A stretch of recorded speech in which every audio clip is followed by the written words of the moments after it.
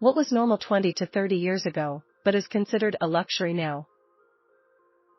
New furniture made out of real wood. Owning the software you purchased. Paying no more than 30% of your income in rent.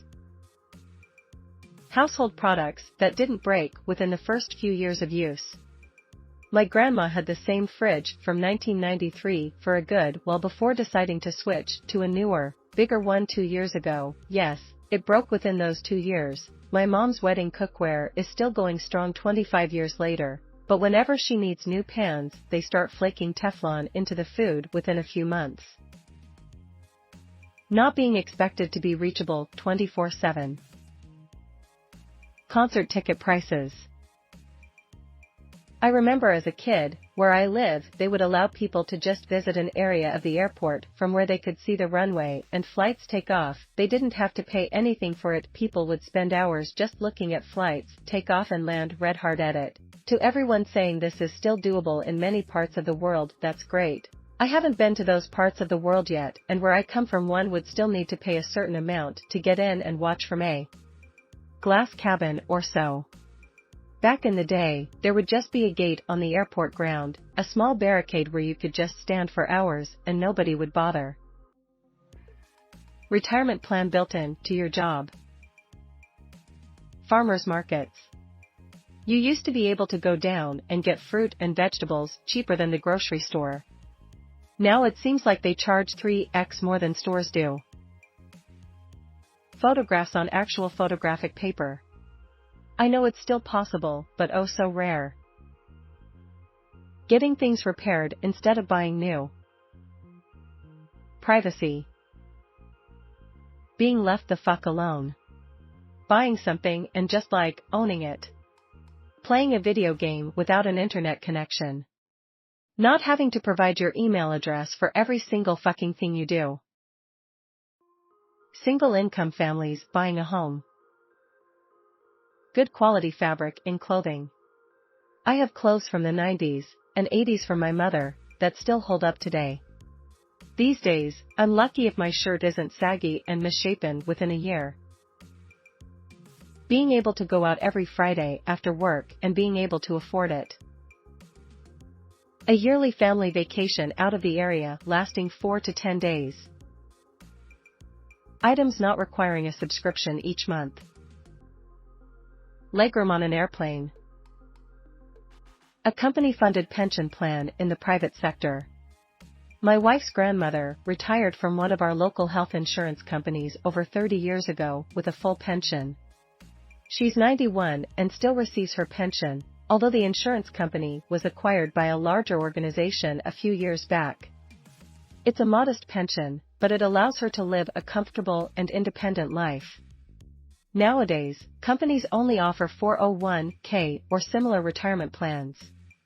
Outside of education/government, very few private sector companies offer pension. I'm fortunate enough to be employed by one that still does.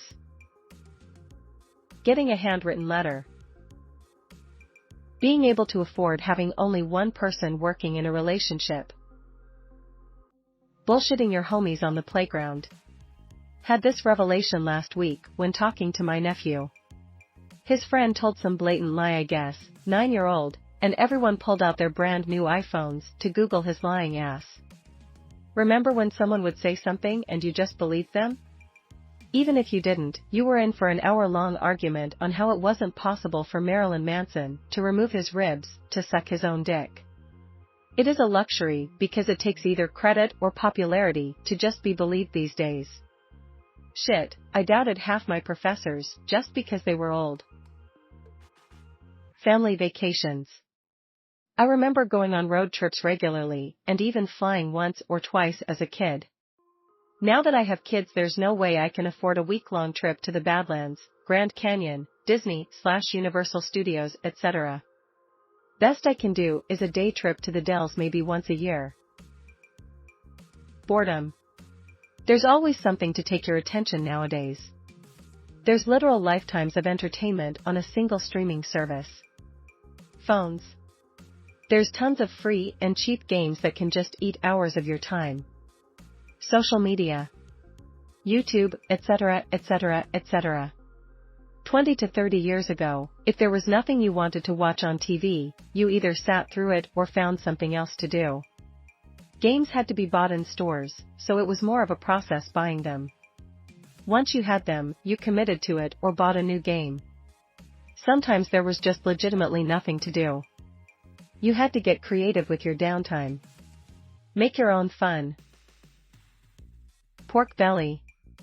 Used to be a bad cut of meat that was disposed of or given to the poor for dirt cheap prices. Then rich people realized that the poor made it delicious, which then caused prices to skyrocket. Calling a company and getting a person on the other end of the phone. Asterisk get it, thanks for the awards kind people. I really didn't expect this to blow up like this asterisk. Asterisk games that released mostly complete, stable, asterisk games that didn't have microtransactions, asterisk games that are not live service garbage, that dies less than a year later, asterisk games that you unlock content/cosmetics through actually playing the game, and not by excessively grindy progression systems, to entice you to buy XP boosts, i.e. time skips, or by microtransactions. Avoiding people by simply not answering the landline phone. This would make the person calling assume you are just not home. We introverts no longer have this luxury with cell phones, texting, online status when logged into a PC so coworkers can IM you, etc.